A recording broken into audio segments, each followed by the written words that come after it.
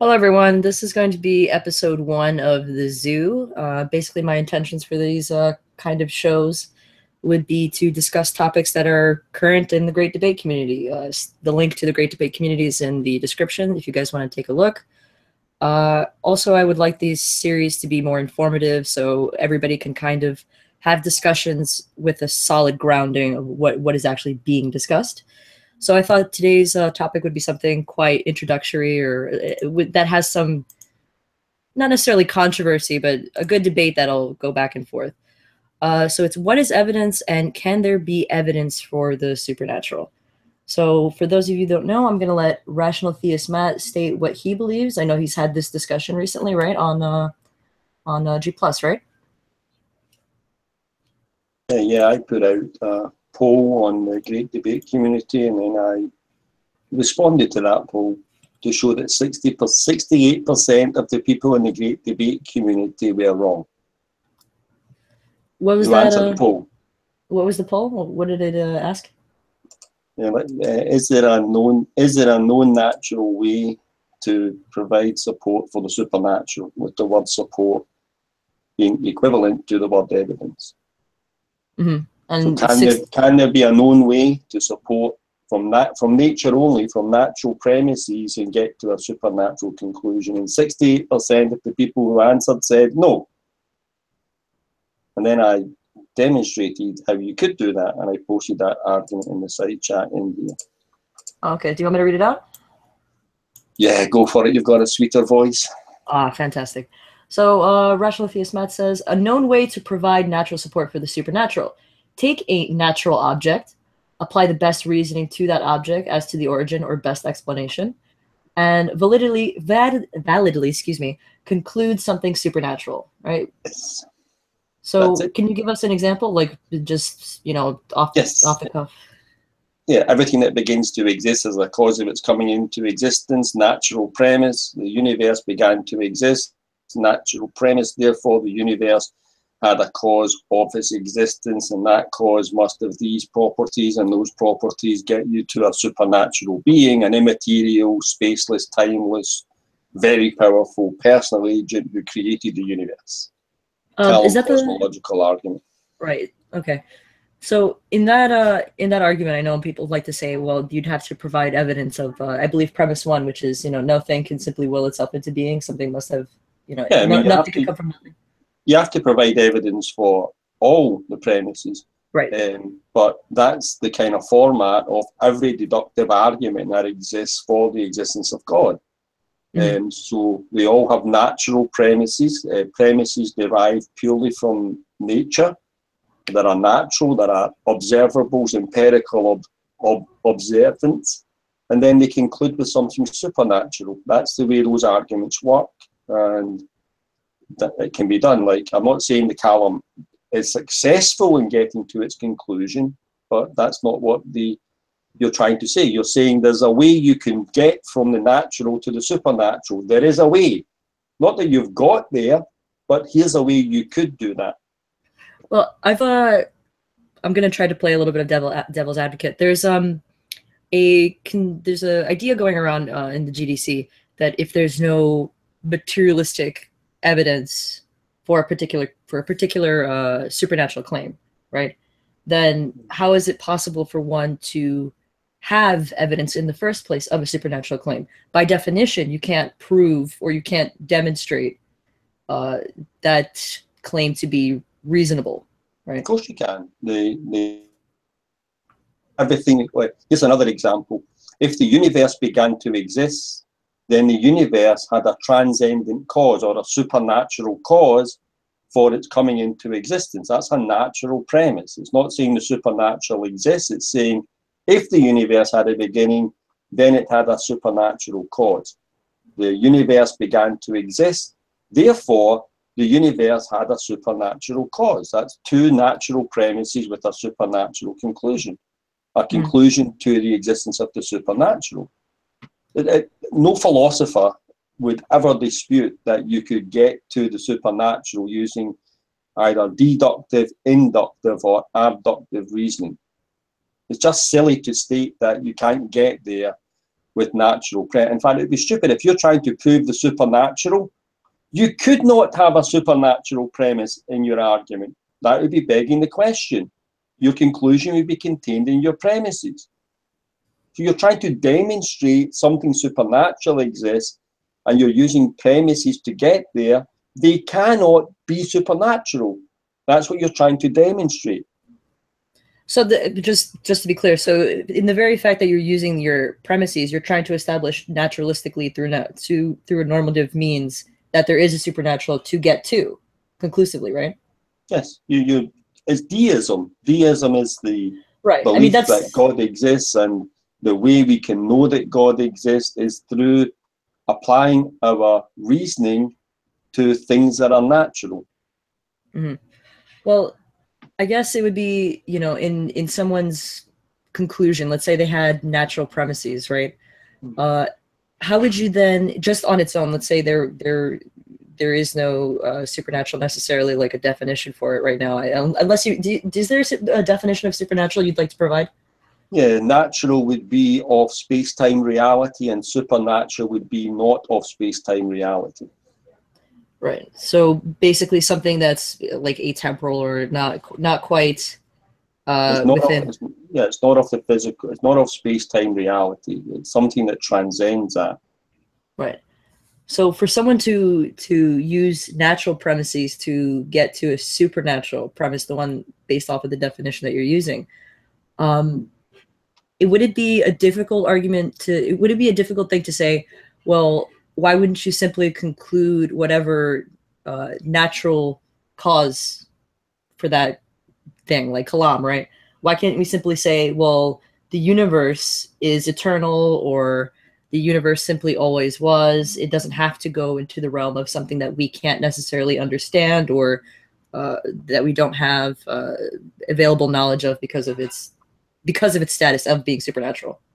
But you could have that, but to have that, you need to deny the argument. You need to demonstrate that premise 2 is false. The universe had a beginning. So if the universe had a beginning, it wasn't eternal.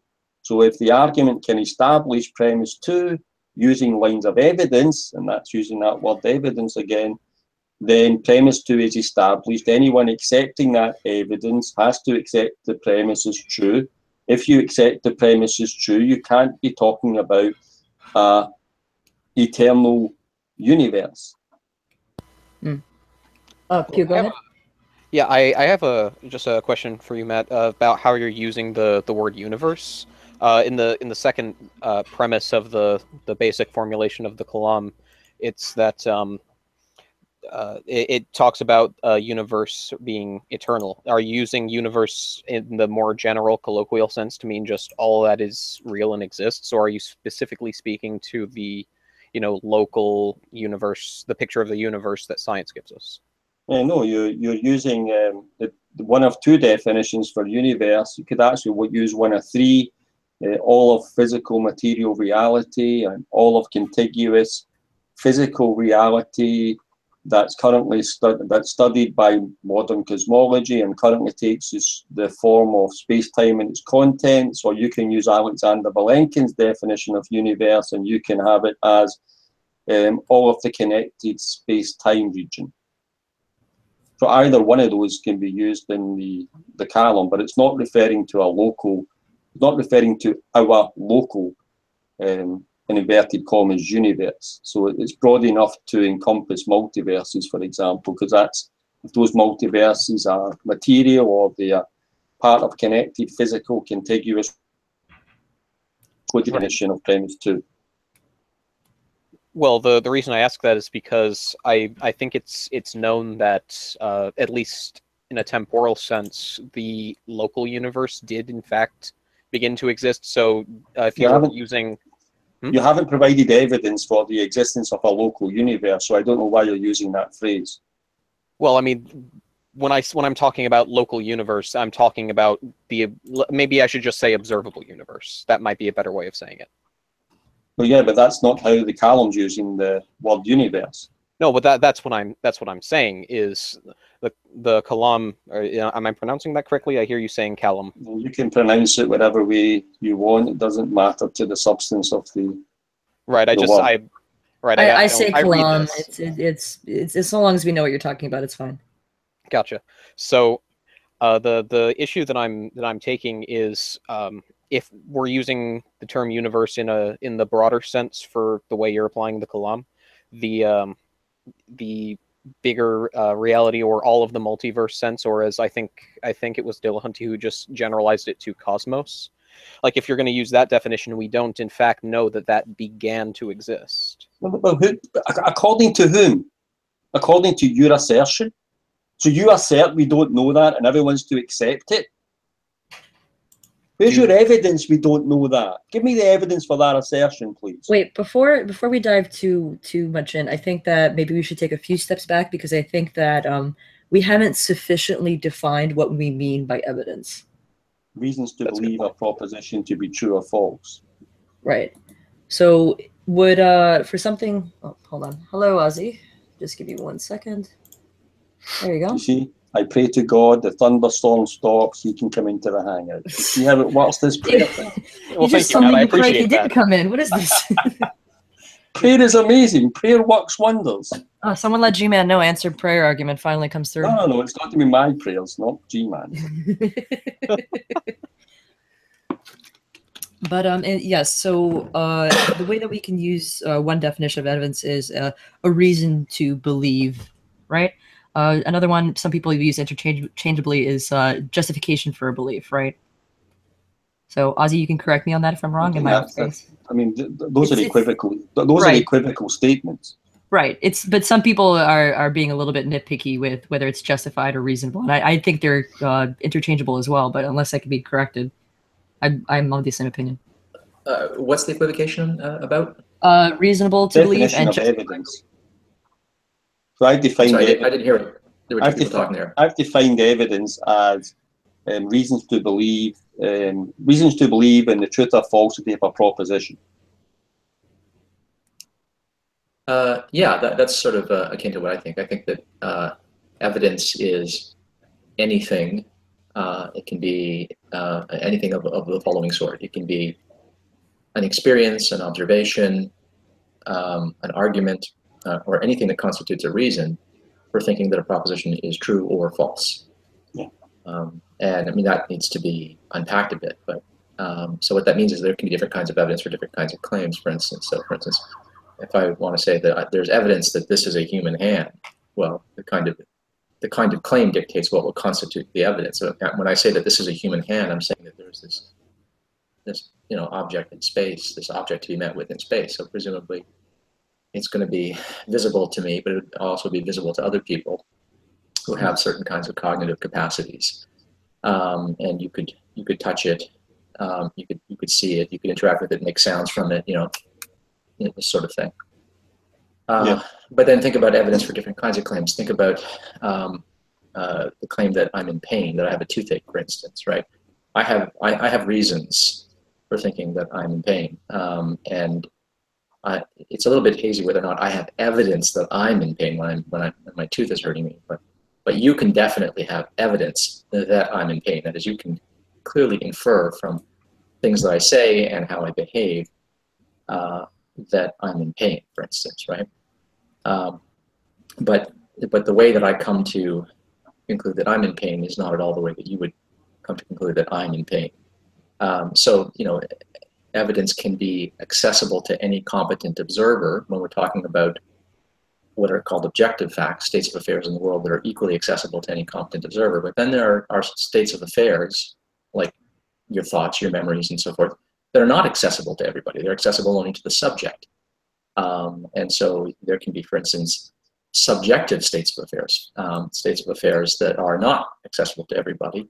And so the evidence for thinking that something is going on, that there exists a certain kind of subjective fact, might not be available to everyone. And so there can be subjective evidence, right?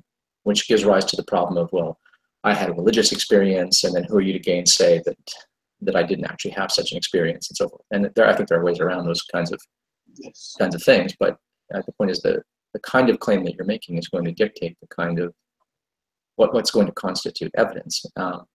And one thing I would like to just throw in here is a lot of people want to sort of draw a line between what are called reasons or arguments and evidence.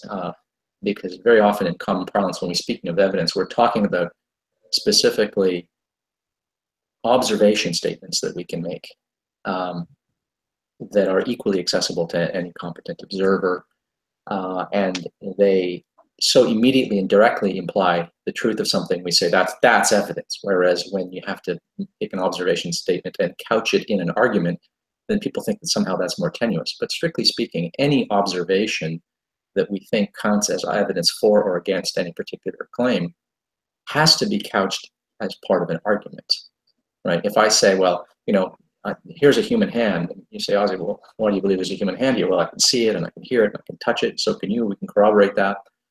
That's part of an argument. I'm making an argument. If there were a human hand here, there's certain things that you would expect to find. There would be predictive implications or consequences. So can you. We can. I'm sorry. Pew, you there? Yeah, sorry, that was my bad. Okay. My desktop audio's coming through. I'll fix that. No worries. So there are expectations that we have based on the claim. When you make a claim, ordinarily there are things that you would predict would be the case, right? There are observations that you would expect to have, experiences that you would expect to be able to experience if a claim were true. And so these sorts of things can be couched as arguments. So there's not this distinction that, or at least we shouldn't make it a kind of a ham-handed distinction between reasons or arguments and evidence. Something is only evidence if it's evidence for a particular proposition, in support or consistent with a particular proposition, or inconsistent with a particular proposition, right? In other words, this is about implication. And that's why we say that evidence constitutes justification. Well, where do we talk about justification? We talk about justification when we're talking about arguments, when we're talking about how to get to a conclusion. So evidence is always, evidence is, even the sort of direct observational evidence that we talk about, has to be understood as these are statements that we make that imply a conclusion, that lead us to a conclusion, that rationally warrant our confidence in a conclusion, or have the opposite effect of undermining our confidence in a conclusion. Right. But it's also, I just wanted to make this point out there. So if you have evidence, let's say I have reasonable belief that your name is Ozzy, right? And without any background information, as far as I know, that's reasonable to believe to be true, right? That would be evidence that, that's perfectly fine to believe. But there could be contextual evidence that I'm not having, which is you're a pathological liar, or, you're stealing somebody else's Google Plus account, or this is just a fake person I'm looking at on Hangouts, right?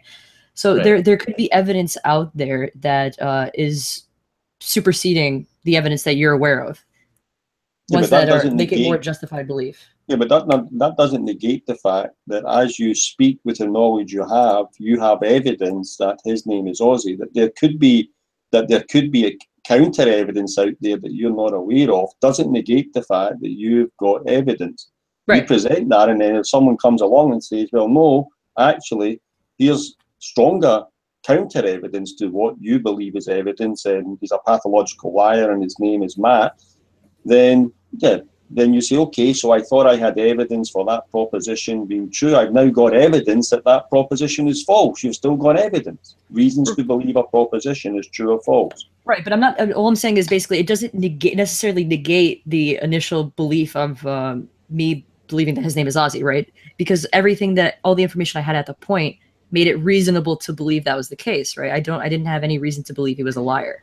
Well, I think the key point behind evidence is that it comes very cheaply, which is to say anything that's expected on a hypothesis is evidence for it, right? So if I can't find my shoes, right, that's evidence for shoe-stealing fairies. Even if shoe-stealing fairies existing is highly improbable, right? And even if that's a terrible explanation for why I can't find my shoes, it nonetheless counts as evidence for the shoe-stealing fairy hypothesis, because that's something that's predicted on the shoe stealing fairy hypothesis. So it's very easy to get evidence for a proposition. You know, every ad hoc hypothesis is evidentially supported. But, Yeah, you know, we don't normally take ad hoc hypotheses to be good hypotheses, for example. Yeah, that's because, I mean, I think, and that's one of the problems when people speak about evidence, they're not just thinking, do you have it? They're thinking, what strong evidence do you have for a proposition? But that's not what That's evidence means. Evidence just means what reasons do you have. It doesn't matter whether your reasons are good or they're bad or Well, they no, suck. I think there though there's an equivocation that we've talked about before, because I think you want to distinguish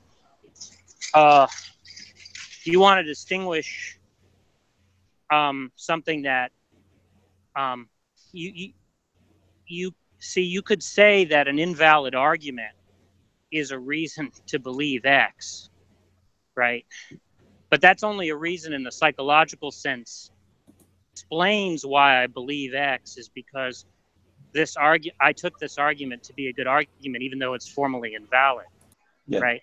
But objectively speaking, it's not actually a good reason, right? Yeah, it's not even a reason. But objectively speaking, the shoe stealing theory is not a good evidence. No. What I'm saying, yeah, it's not good evidence, but it is actually evidence, because all I mean by evidence is what's expected on a hypothesis. Could I add just a little something to that? Go for it, Ozzy. Yeah. Just to build on what Jack is saying here, when we talk about when Jack says that how did you put it, that evidence comes rather cheaply or something like that, right? You know, evidence, the bar is set really low for what constitutes evidence. Evidence is really just anything that's consistent with the hypothesis, anything that's predicted by the hypothesis or the proposition. That's stronger than the consistency, right? And because consistency wouldn't actually count as evidence. No, right? It wouldn't. But it would have to at least be consistent, right? Yeah. That's a necessary condition. Yeah. Right. Now, where it gets a little dicey is that often when we're talking about evidence, we'll say, well, wait a minute, that can't be evidence for such and such, because the facts here that you're offering as evidence are perfectly consistent with an alternative hypothesis. And so consequently, the evidence doesn't cut one way or the other. And so a lot of people are inclined to say something. I've heard Aaron Ross say this, for instance, in a number of videos and on shows and stuff like that online, where something is only evidence if it is indicative of exclusively one possibility to the exclusion of all others. And I think that's much too high, too strict a condition on what constitutes evidence. First of all, I think it's just almost logically impossible, because every theory is always underdetermined by evidence, right? It's just a matter of how fecund your imagination is, how many hypotheses you can generate that are consistent with all of the available facts, right? So a person could put forward a piece of evidence that seems to cut against every hypothesis on offer except one, and you say there it conclusively points to this particular hypothesis in support of this hypothesis, and it's inconsistent with the others, and you say, yeah, there, it's done. But then someone can come along and generate a novel hypothesis, and all of the facts, including the ones that were just put forward, all of the evidence that's just been put forward could be consistent with the new hypothesis. And now you have to say, well, geez, is the one we thought was conclusively decided, the evidence points to that and the novel hypothesis. Now what do we do? So evidence is odd to say, but evidence is never really definitive, right? And this is why science is provisional. This is why science's conclusions are provisional. Evidence is never definitive. And if I could roll back to something that Jack was saying when he's talking about this equivocation about the word evidence, evidence is a normative concept. When we say that something is evidence, very often what we mean is that it's good evidence, that it's not just whatever happened to occasion your belief, because you could be believing it for the dumbest of reasons, right? And so you might say, well, that's my evidence. Well, that's your evidence, but it doesn't really constitute evidence at all, right? It might not constitute evidence at all. It might be completely irrational, right? You might be pointing to some fact that is completely unconnected, not even predicted by the claims that you're making. And consequently, there's no connection whatsoever. But it might still be the reason that you believe. but then it's not a good reason. It's not an evidentiary reason, right? So evidence is a well, normative yeah, and concept. in a certain sense, you could say it's not even a reason, right? Right. Because, Exactly. right. Okay. Because reason is also a normative concept. Evidence and reason are both Exactly. normative concepts, right? They're sometimes called success words. Something is only considered evidence when it's good evidence. Something is only considered a reason when it's a valid reason. That cannot be true. If that were true, then you could not have evidence you could not have arguments from natural theology for God and atheological arguments that are widely debated in philosophy, almost in a stalemate position.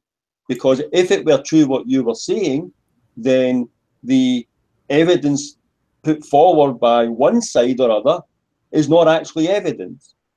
Well, we'd have to clarify. Not even a reason. There are reasons to believe in God, and there are reasons given to not believe in God. No, but what I'm saying is, I'm saying that an invalid argument doesn't actually constitute to believe any proposition, right? Except in a more informal use of the word reason to mean what explains why you believe it. Just Right. really something like something more like a causal explanation. But that's what I mean. My view is that when someone says to you, hey, why do you believe in God? What evidence do you have for your belief in God?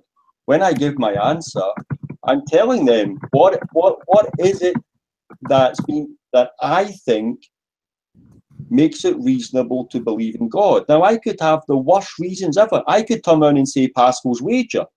I believe in God because of Pascal's wager. Well, Pascal's wager, but see, that's a pragmatic reason to believe, not an epistemic reason. And so if when somebody asks you that question, do you have any pragmatic justifiers for your belief? It would be perfectly reasonable to say, yeah, because of Pascal's wager. But right? What if they just ask me, what's your justifiers for believing in God? What's your evidence for believing in God? And I say, well, Pascal's wager. I've given a justifier. It's not an epistemic justifier, but it's a justifier. It's a whatever the other one you said. Yeah, but if you say pragmatic. No, but but if you say, what is your reason for believing in God? I take it that the word reason is one that includes both epistemic reasons and pragmatic reasons. Yeah, that's why I can give either answer. Yeah, but if somebody says, okay, no, I wasn't asking if you had any pragmatic justifiers for your belief. What are your epistemic justifiers for your belief? Then answering Pascal's wager would not be a valid answer to the question, right? Yeah, but even answer with Pascal's wager as a pragmatic one, it's not a good reason, even pragmatically, to believe in God. Well, that I think we would have to debate. You think Pascal's wager is pragmatically a good reason to believe in God? I don't think. Are you a theist now? Well, I just think I'm not sure that I'm not somebody who finds Pascal's wager argument persuasive, but I wouldn't want to make a dogmatic claim that somebody couldn't have a good pragmatic reason to believe in God because of Pascal's wager. I think that would be a complicated issue to sort out. Just really quickly. I think I want to make sure that the audience is keeping up with this as well. I don't want to leave anybody behind. So we're now transitioning to the portion where we're basically saying what evidence would be considered reasonable for supernatural or God. So at this point, I wanted to ask whoever hasn't spoken yet or whoever wants to go next. I think I interrupted Matt. Sorry. You're saying that if I give a pragmatic evidence or a pragmatic argument for supernatural AMD or whatever, that is enough at least to establish a valid argument, right? Not necessarily that it's good, but at least somewhat usable. If you're asked the question, what's your pragmatic reason for believing in God, then you need to give a pragmatic answer, something that's practical, not something that's to do with epistemic. But what I wanted to turn it around to was, my concern is with the language being used by Jack and by Ozzy. And I don't think that they're meaning it in the way that many people who might watch this are going to take it. Because as soon as you introduce into this topic the word hypothesis, the word prediction, all those atheists or non-theists, as I would call them, who are caught up in scientism, are going to associate Jack's words and Ozzy's words with the scientific method, with evidence is that which conforms to the scientific method. And that's why I try and avoid that. Hold on, Jack, just let Matt finish. Sorry, go ahead. That's why I try and avoid that language, so that I don't open myself up to a misinterpretation that I'm talking about evidence as only that which conforms to the scientific method or can be derived from the scientific method, which uses that language of hypothesis and prediction.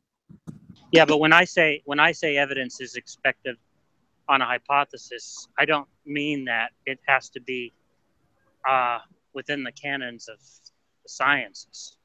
Yeah, but that's why I'm raising it, so you can clarify that.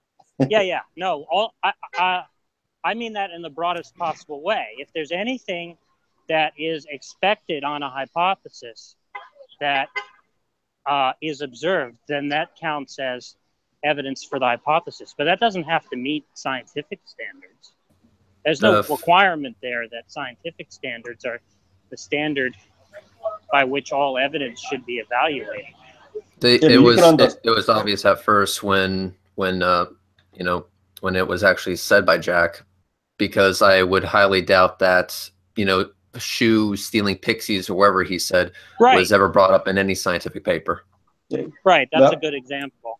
Yeah, but I think I'm trying to take into account, you can say as much as you want philosophically, and Ozzy can say as much as they want philosophically, the nature, it seems to me at least, the nature of some people who are just looking for any little tidbit of information or statement that they can use to support their scientism on Google Plus is they don't care what you said about shoe stealing fairies. They don't care whether you mean it philosophically or not. When they hear the word hypothesis, the word prediction, observation, there is one thing in their mind and one thing only: science, the scientific method. Ozzy and Jack are promoting the scientific method. Fantastic. Now I can go and tell everyone that these philosophically informed atheists are promoting scientific method as the only way to get evidence for something. But I denied that. Yeah, that happened. I understand that. I put out a poll in the Great Debate community, basically asking the question, could there be any known way from natural premises to derive support for a supernatural conclusion? Okay, support being equivocal to the word evidence there. Now, of all the people who answered that poll in the Great Debate community, 68% of the people in that poll said, no, there's not even in principle a way, that I worded the poll as no, it's impossible. They were saying it's impossible to derive a supernatural conclusion, a conclusion to the supernatural from purely natural premises. And that's the kind of thinking that, for me, in my everyday experience of G+, is permeating this community. I had the word evidence defined for me to a fairly philosophically informed atheist as an undisputed fact.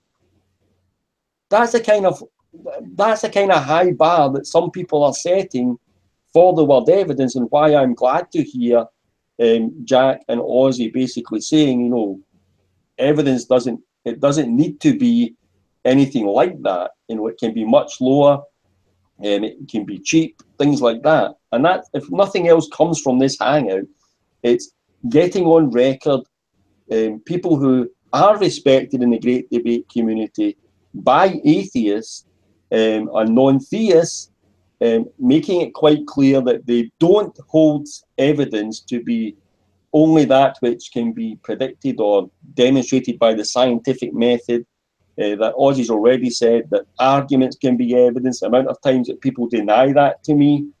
No. They say, where's your evidence for God? Oh, here's the Callum cosmological argument. No, that's an argument. That's not evidence. Permeating all over Google Plus. Daily basis, I'm combating this kind of idiocy. I do like to use a distinction between evidence and, say, deductive arguments or something like that, right? So I wouldn't normally use the word, if I had some kind of a priori deductive argument for some claim, I wouldn't normally use the language that argument is evidence for the truth of the claim. I don't see why not. I think I'm following some kind of standard practice in the literature there. What standard practice would that be? That I think the term evidence is generally used in philosophical papers to refer to empirical claims.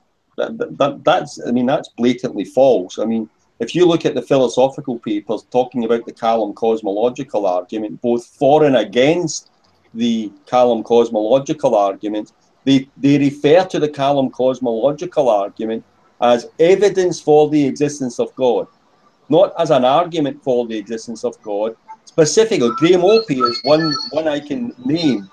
I had to deal with this because I had to respond to Matt Dillahunty's nonsense that the Callum cosmological argument is just the formal deductive argument, and it's not broader than that, and it's not an argument. It's not a priori, though, right? It's presented as a sound deductive argument. No, I think Jack just wants to make a distinction between arguments that have, empirical support for their premises and sort of like conceptual arguments or something. Yeah, so the ontological argument would not be evidence for the existence of God, even if it were a very good argument. We would just say it's a good justifier, a good argument, or a good reason to believe in God, right? But we wouldn't take it as well. I think you're just using evidence in a broader way than. Yeah, I'm trying to use evidence as reasons to believe in the truth or falsity of a proposition. That's my definition of evidence. But I think there we could just use the term epistemic reasons to refer to what you're calling evidence, and reserve the term evidence for something narrower, where there's kind of a empirical basis. Okay, so what empirical basis is there for the multiverse? None. None. It's based on mathematical modeling. It's based on theoretical physics.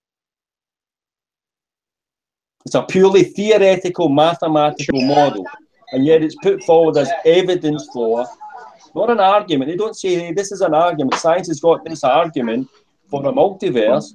They talk about evidence for a multiverse. And what's the evidence?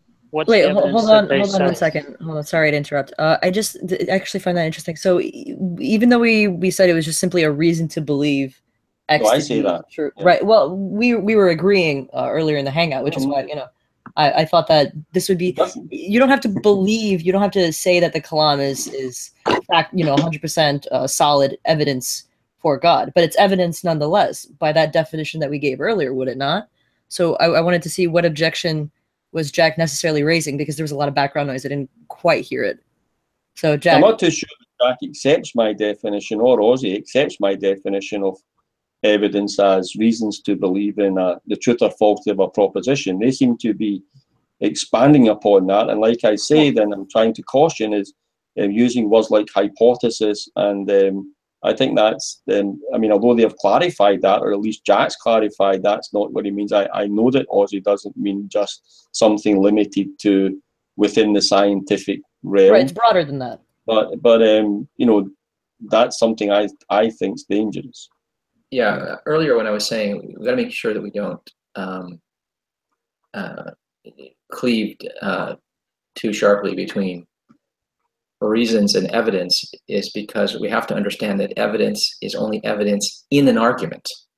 right? It's only if you embed the data, right? I mean, when people talk about evidence ordinarily in these conversations, right? When they go, that's not evidence, that's just an argument, or that's just a premise, or that's just a logical deductive argument. That's not evidence. What they're saying, what they're objecting to there is that you're using evidence in a broad sense to mean anything that is a rational reason to lead to a conclusion, whereas they want to use the word evidence to mean something closer to scientific observation, empirical observation. But right? do you understand the taxonomy or that I'm sort of drawing? So I want to say totally.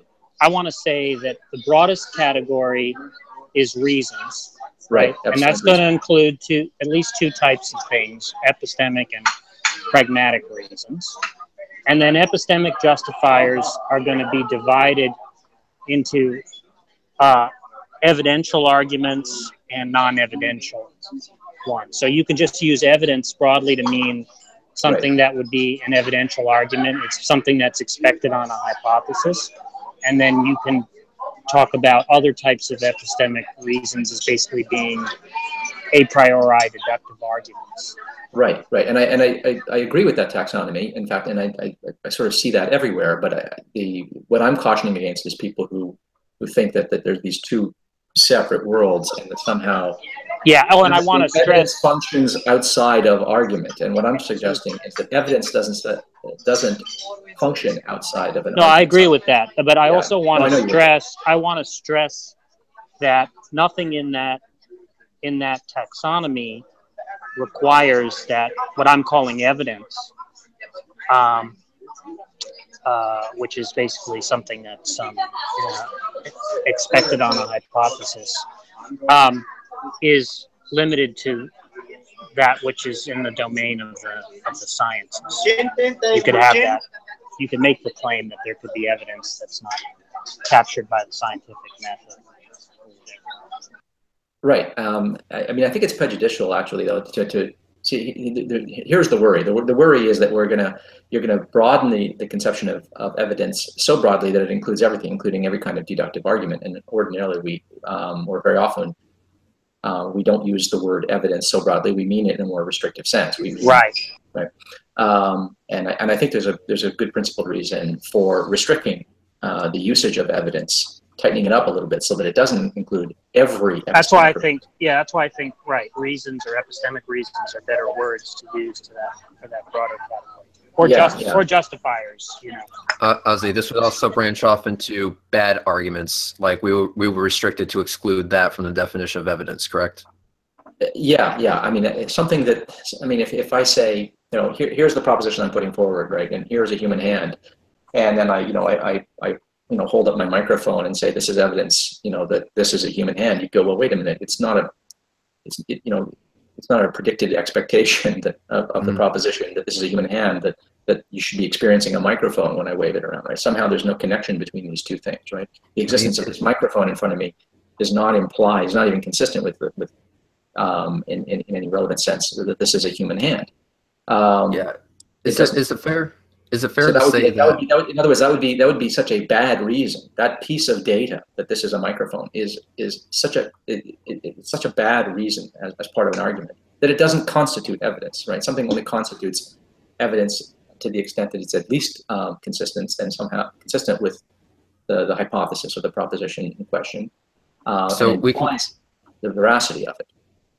Yeah. So if the proposition in question is, does God exist? If that's the proposition, and the modal ontological argument is presented, and the modal ontological argument gets to the conclusion God exists, then on what you just said, the modal ontological argument is evidence for the proposition. But that's what Jack's saying he's trying to separate. No, I would say if that's a valid argument, if the modal ontological argument is a sound and valid argument, then that is a good reason. It would be an excellent reason for affirming the existence of God. But I don't think it would constitute evidence, because normally what we mean by evidence is something a little bit more restricted. The difficulty, I think, is this. Very often people use the words evidence and reason to believe interchangeably. And in a lot of the discussions that you're having, Matt, you're encountering people who want to have not just restrict the word evidence in the sense that Jack and I would like to restrict it, tighten it up a little bit. They want to tighten it up to mean strictly a scientific kind of argument, and strictly those kinds of observations. So basically, those things will have to be made clear before the conversation even happens, because we can say that an argument is evidence, but if the argument doesn't give us a reason to believe, then an individual may not consider that evidence, and that would actually be the case in a hangout where that has been determined to be the case before the hangout even started. But then you're faced with the same dilemma that either all arguments from, I mean, in my view, there is not a single good argument for atheism. So in my view, there's no evidence for atheism, but I know there is evidence for atheism because I know about atheological arguments.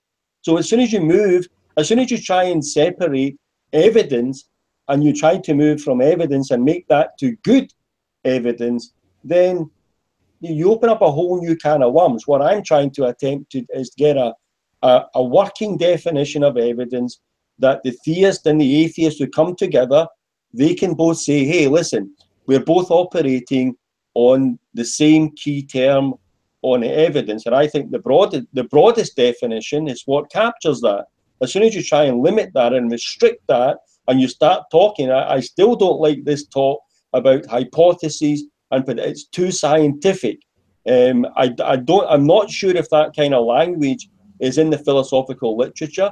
I'd like to see examples within the philosophical literature in epistemology where that kind of language is being used by professional philosophers. It smacks to me of the kind of, let's make sure when we use the word evidence, we're leaning towards science.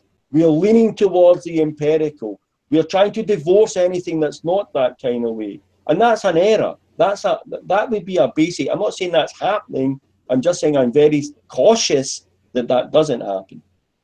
Well, I'm cautious of that too, because when we're talking about the existence of God, presumably we're talking about a non-natural being, and we're talking about a being that is not to be directly observable, but the existence of which has to be inferred, right? And I don't think that there's anything wrong in principle with using an a priori argument, a strictly deductive argument, right? Or even a transcendental argument, although I don't have much confidence in that style of reasoning generally. But in principle, I have no objection to what we might call non-evidentiary arguments. I mean, if you have a rational reason for thinking something is true, it doesn't matter if you have data or not, right? I mean, we don't have data for why 2 + 2 = 4. When we do math, when we do logic, when we do set theory, when we do geometry, when we operate in any formal discipline, right? When a mathematician establishes that some conjecture is true, right? Proves some theorem or something like that. He doesn't have data, right? He's got an argument. He's got a mathematical argument, right? And he or she convinces the rest of the mathematical community of the veracity of this discovery by appeal to reason. And there's no data to point to. You don't have to poll anybody. You don't have to conduct an experiment to find out that the Gold-back conjecture is true or false. Whatever it is, I don't know what the case is now. I'm not quite catching this idea that deductive arguments are absent data. If you take the No, they can be. No. I mean a priori arguments. That's why I use the example of math, right? An a priori argument is not is a deductive argument. It's a special kind of deductive argument. There are deductive arguments that look at the world, right? Like the Kalam cosmological argument is a deductive argument, but it's not an a priori argument, right? I mean, it starts with some empirical premises, namely that everything that begins to exist has a cause of its existence, and then the second premise is that the universe began to exist. So, I mean, those are two empirical claims, right? And then you have a deductive conclusion from it. Actually, it's perhaps worth mentioning this in this context, actually. A lot of people are confused about deductive arguments. They think that something's only a deductive argument if it has no empirical content in the premises. Of course, that's ridiculous, right? I think that people think that the first premise can be defended on a priori grounds. Well, a lot of opponents do try to defend it on a priori grounds. Yeah, they try to imply that from nothing comes, and that this is somehow a truism or something like that, or that you'll venture into contradiction if you deny it. But I mean, I think a better way to approach it is to well, just try to build an inductive case on that, right? I don't think that'll ultimately fly, but at least I don't think there's a good a priori reason for thinking that the first premise is true. But I was using the Callum as an example of, I mean, there's not just one argument for the existence of God that's in deductive form that goes into the world for its evidence. Although I don't think the fine tuning is deductive, although it could be, but the Callum's an example of that. And yeah, the a priori stuff, you can, I mean, that would be an exception, but I don't think there's many a priori arguments presented either for or against the existence of God. In fact, the modal ontological argument's the only one I can think of. But it's just trying to get this broad definition of evidence and trying to make it clear that, hey, you know what, an atheist and a theist, they can get together. They don't need to be arguing about the word evidence. You don't set the bar too high. You don't set the bar too low. You've got something that you can both agree on, and you can work with that, and then you can move forward to the discussion. That's synonymous with epistemic reason, right? Yes. But I mean, how many people do you think, Jack, in the great debate community, in Google Plus, and all who are engaged in this discussion, understand what epistemic justifications are? Not many, but exactly. So I'm trying to have language used as much as I can that avoids philosophical jargon. But I want to teach them that language because I think it's useful for them to have that concept of epistemic reasons. And then they can see that epistemic reasons can come in two types, a priori and a posteriori. I also want to... Oh, sorry, go ahead, Red. I also want to caution people that me being a space buff, not really a philosophy buff, I may actually know, epistemic reasoning or whatever the case may be, in practice, but not by the word used to define it. So that's why it's important. I think everybody does. I think almost everybody does. So that's why it's important to have the conversation to begin with, so that, if someone doesn't know the term, tell them, be like, oh, I already knew that. Now I have a word to associate it with. Right. I'm exactly the same way. Yeah, sorry, go ahead, Ozzy. No, go ahead. All I wanted to say was that I'm the same way on that. I don't necessarily have a lot of the language to express these terms, but I think that a lot of us sort of have these concepts that just, we're not as conversant in them because we don't know the jargon surrounding it.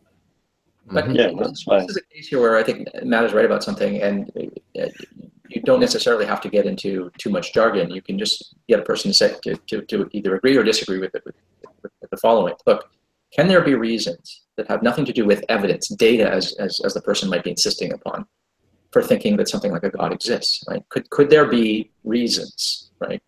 Rational reasons for thinking it. And now the person's either going to say yes or no to that. And if they say yes, then you say, okay, well, right, like what? Like a priori arguments, some kind of deductive reasoning or something like that. And if they say yes, then you can say, okay, well, now let's look at these arguments, right? But if they say no, then you can say, okay, well, now what you're saying is that the only kinds of things that can constitute reasons are empirical reasons, right? Is empirical evidence. Okay, well, that's going to be kind of hard to defend, and then you can challenge them on that. But I think maybe the thing to do when you bump up against this, Matt, I mean, and I bumped up against it myself, is, well, wait a minute, why would you insist that everything has to be brought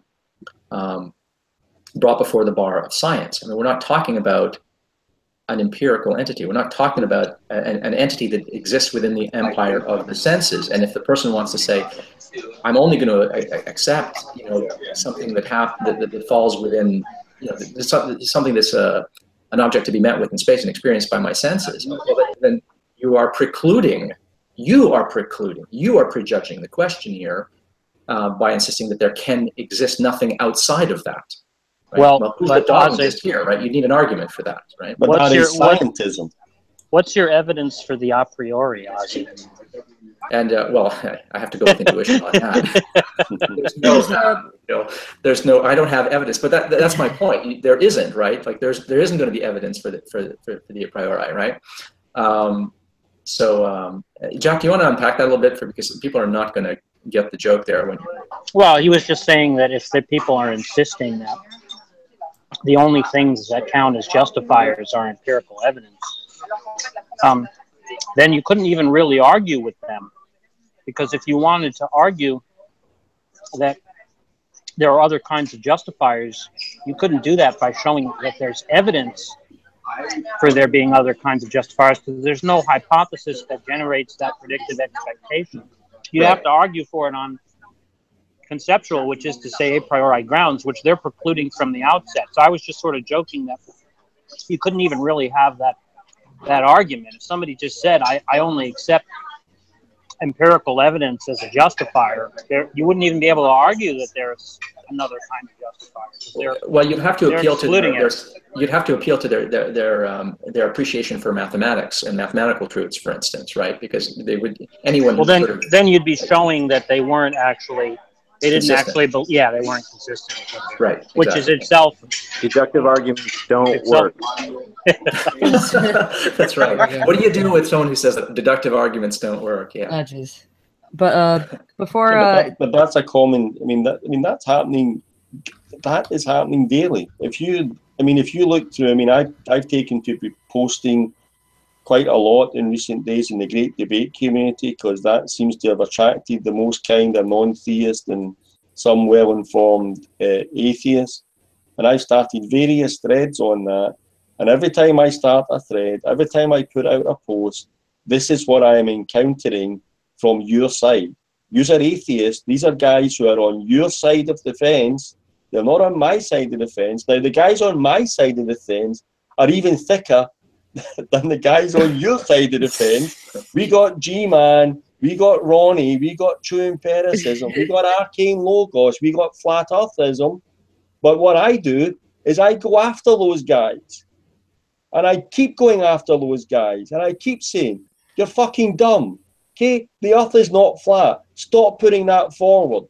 And no, when I look in the great debate community, which is something like 780 members, including people in here, and I see the atheists put out this nonsense, or non-theists put out this nonsense day after day after day, I keep asking myself, first of all, these guys are never going to listen to me. They are never going to take correction from a theist, especially this type, especially this theist. Sick, doesn't it, Matt? Just makes you sick. But here we have people whom they do respect. They'll even make appeal to you guys, especially you, Ozzy. They'll make appeal to you, something you objected me doing. These guys are raising your name on a daily basis almost. And basically, they think that you support their views. They think this is something that well-informed atheists would support. Their view of evidence, their scientism, their disgust for philosophy, and that kind of stuff. Well, I don't know how anybody could think that I would stand with him on that. Every time the subject comes up and I'm present, I speak on the subject. I practically become the poster child for, hey, philosophical discussion here. Why can't we? I spread a lot of false information about you, Ozzy, to undermine your public statements. But what I'm saying is, I know you do that, and that's the reason why previously I was making reference to you, because I know the people I was speaking to were not going to take it from me. But if I was saying, hey, you know what, go and ask Ozymandias Ramesses this point, I know they respect your view, that they ain't going to go against what you're saying on that ground. Now, I know your position, because I've watched your videos, I've listened to you, we've had discussions, etc. I know what your positions are and all this kind of stuff. I've had discussions with the PAL talkers, and I pretty much know where they're coming from as well. But I'm not complaining about you. I'm not saying you don't do nothing. I'm saying to you, it's the location. Where is the involvement of you guys in these threads? And I don't mean my thread specifically. I just mean when people are posting in the great debate community or communities you belong to, and they're putting out this scientism or this disgusting view about the hopelessness of philosophy type thing, I keep waiting. I keep saying, I'm looking at Aussies in that community. I'm looking at Alex Malpasses in that community. I'm looking at Seth McMullins in that community, and I'm saying, these guys aren't going to sit by and let these people say that. And I think, can I say something here to this? I don't want this to be about me or any particular individuals, but let me just say this. I don't, Matt, I am a member of that community. In fact, I think I'm even a moderator in that community. I don't know how it happened. I think I'm a moderator. I'm a moderator of that community. Bite me. Okay, but I mean, I don't follow a lot of discussions in there, but just because I am not particularly active in the Google Plus. That's a tautology. And what's that? That's a tautology. Oh, okay. I'm not particularly active in it. And I think I have only ever posted once. That is, I've only ever generated one post, and I've only participated in one comment thread. But I think you're just making excuses for the fact that you're a bad person. Of course. Well, no, I'm not even going to deny that I'm a bad person. I've got faults I haven't even gotten around to. I'm not going to deny that. Where is your compunction? The general consensus then is that you guys aren't looking to raise the bar of the Google Plus community. Well, in all fairness, I've noticed it myself, which is why I thought that this hangout, it's particularly why I took that poll that quite a few people participated in, were people interested in actually understanding what it is they're demanding from people on the other side of the fence, right?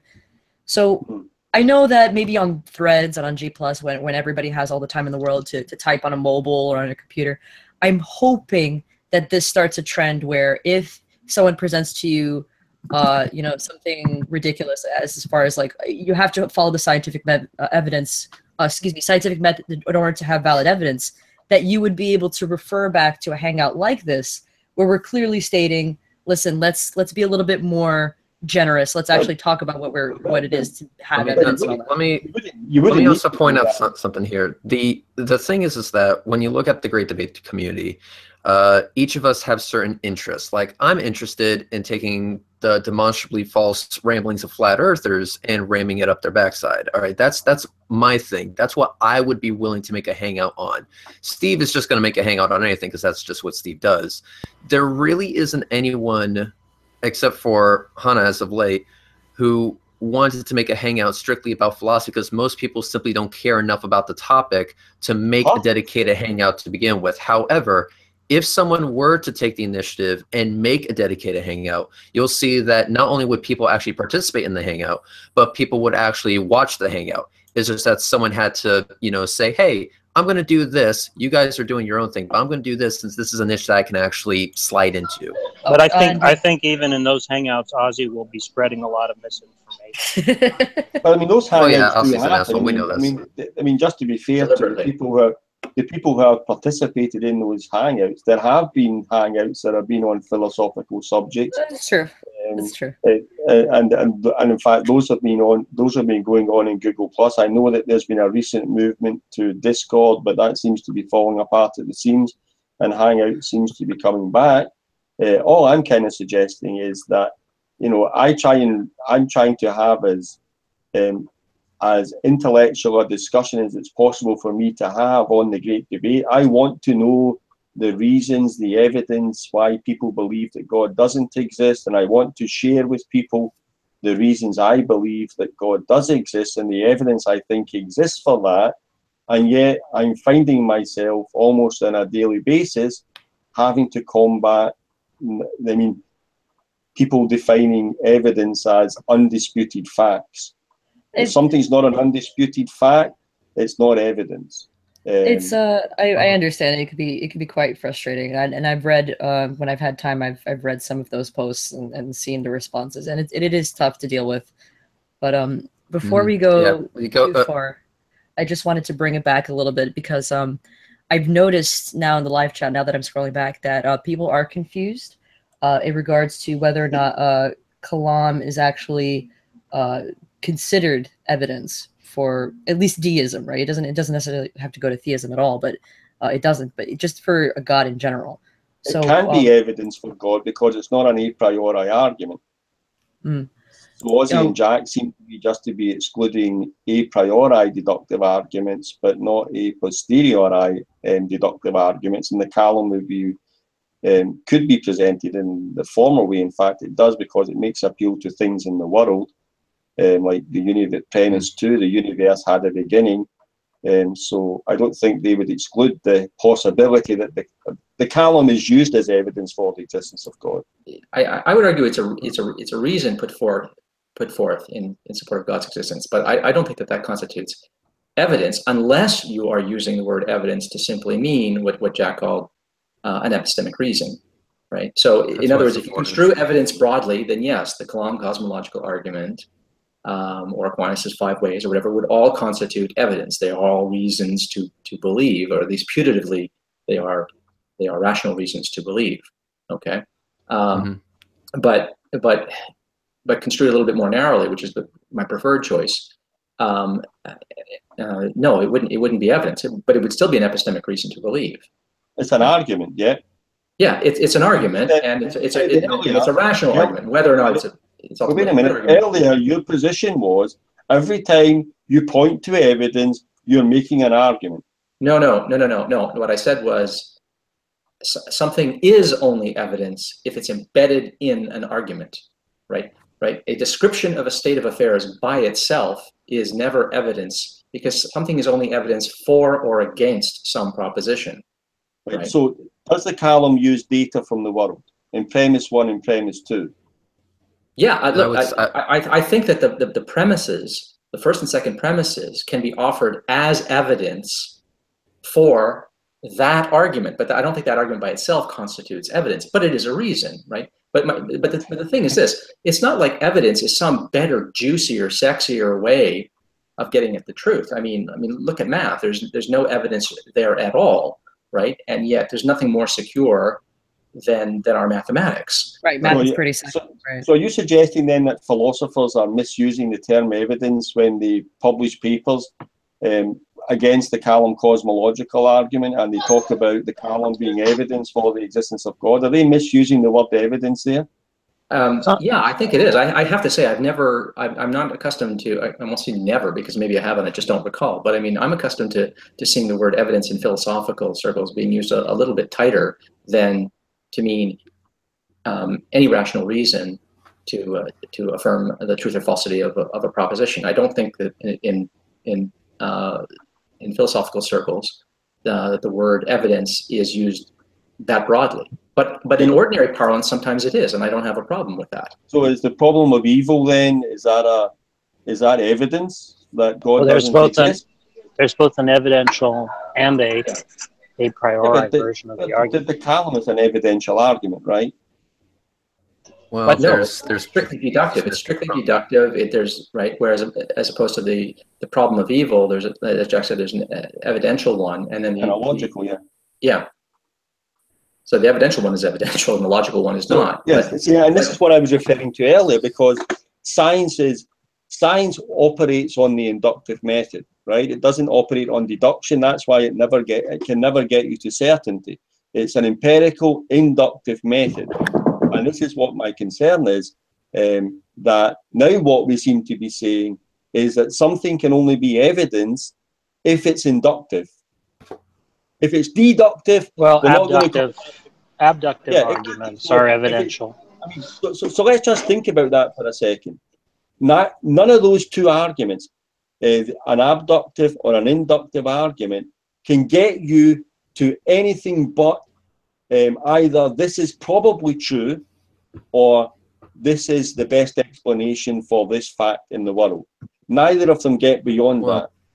Wait, Jack, were you saying that, hold on a second, were you saying that you don't think, did you add that because you don't think that inductive arguments are evidential? Is that the reason you No, they are evidential. But the point I'm trying to make is that these arguments, they get you less far in regarding to having a conclusion and having confidence in a conclusion, because a deductive argument gets you to certainty.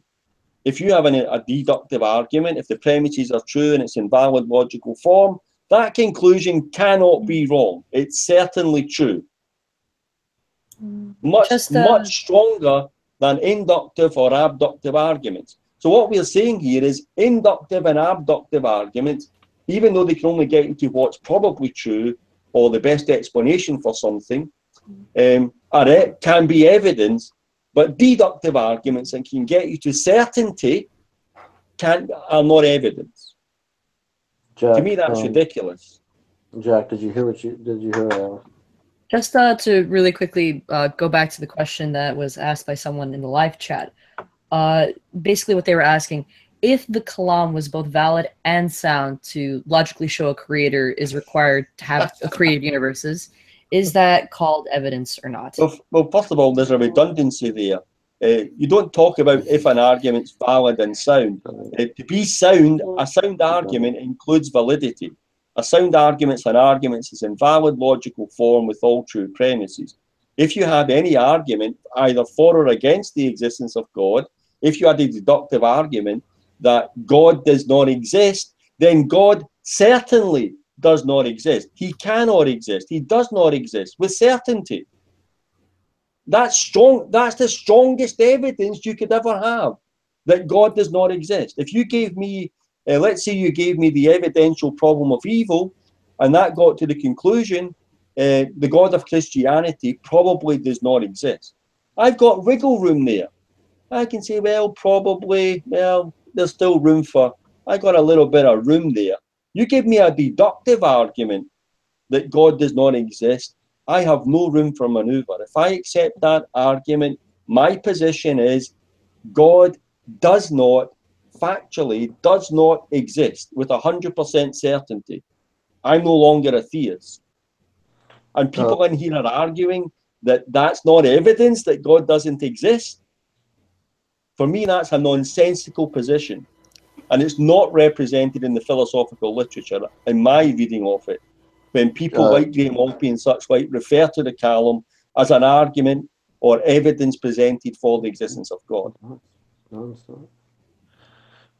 Jack, did you hear the question I asked you? No, can you repeat it? I said you clarified. You said that abductive arguments are evidential, but did that mean that? Were you implying that inductive arguments were evidential? Weren't? Yeah. No. Okay.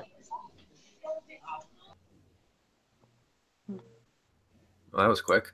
For a second, I thought there was going to be something there. I was like, oh, shit.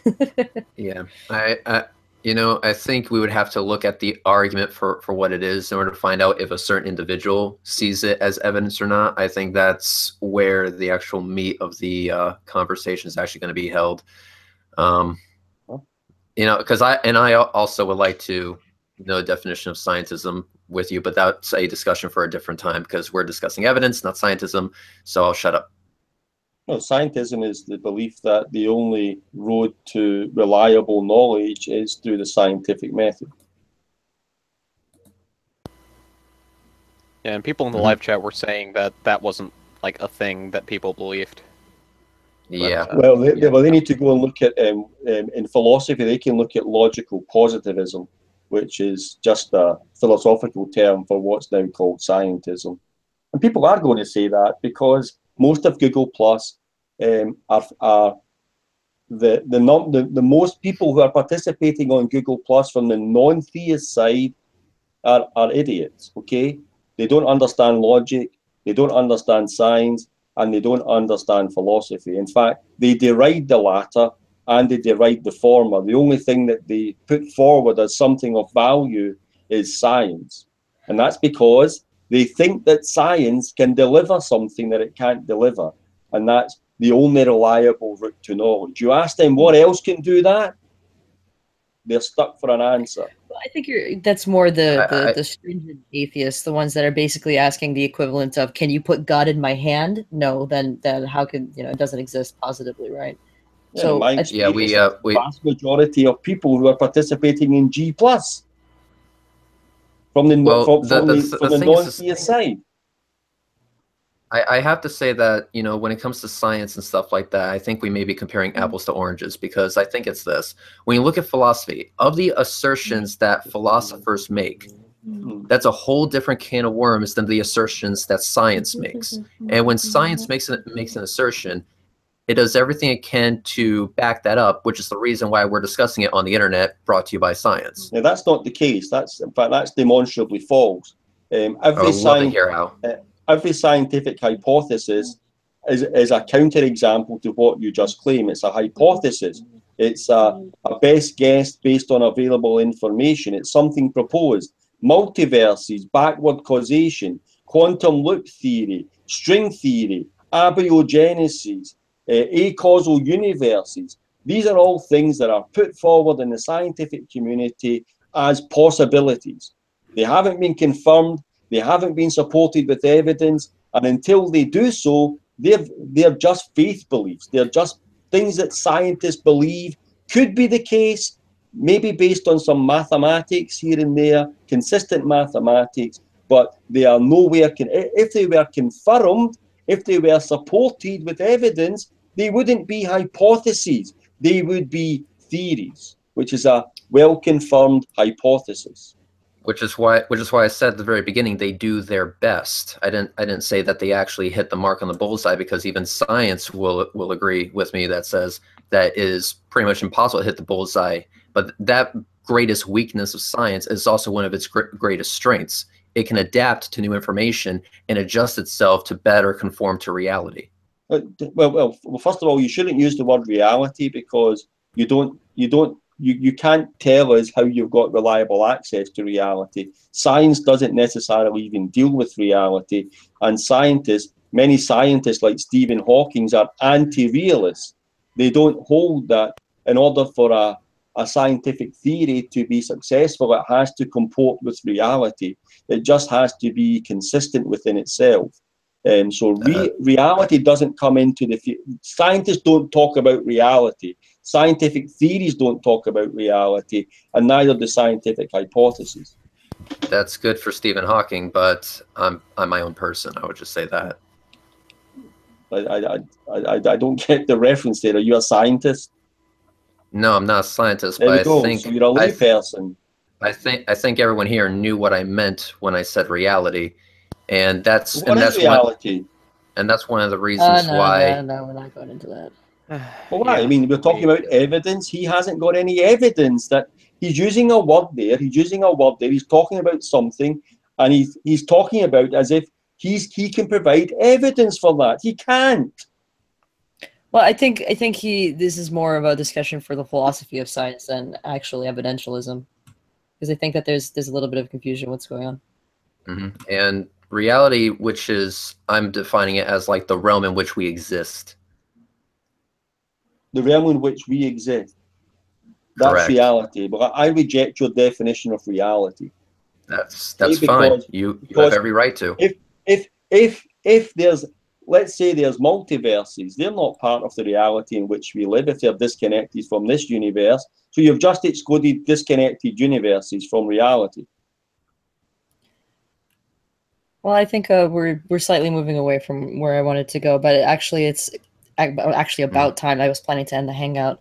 So thank you guys so much for coming. I especially appreciate Jack, Rational Theist, Matt, Ozzy, who's no longer with us, but he did say he had to leave fairly soon.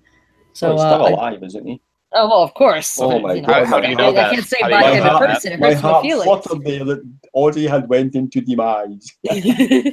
I would do the same if you left us early. I would be talking you up the same. Oh, I'm so regretful Matt had to leave so early. Oh Lord, help me please next time.